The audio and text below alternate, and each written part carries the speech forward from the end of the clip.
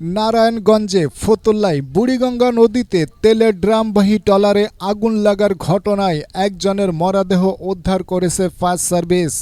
আগুন নেভানোর পর ট্রলারে তল্লাশি চালিয়ে মরদেহটি উদ্ধার করা হয়। তাৎক্ষণিকভাবে তার নাম পরিচয় জানা যায়নি। ট্রলারে থাকা আরও দুজন এখনও নিখোঁজ রয়েছে।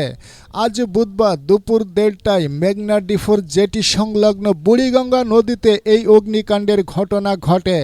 ফায়ার সার্ভিসের 10টি ইউনিটের চেষ্টায় দুপুর 3:30টার দিকে আগুন নিয়ন্ত্রণে আসে। ট্রলারটিতে 86 ড্রাম পেট্রোল ও 70 ড্রাম ডিজেল ছিল। প্রায় সব তেলবাহী ড্রাম অগ্নিকাণ্ডে বিস্ফোরিত হয়। স্থানীয় সূত্রে জানা যায়, অগ্নিকাণ্ডের ঘটনায় সব তেলের ড্রাম বিস্ফোরিত হলে সেই শব্দে মসজিদ, বাসাবাড়ি, থানাসহ আশপাশের এলাকা থরথর করে কেঁপে ওঠে।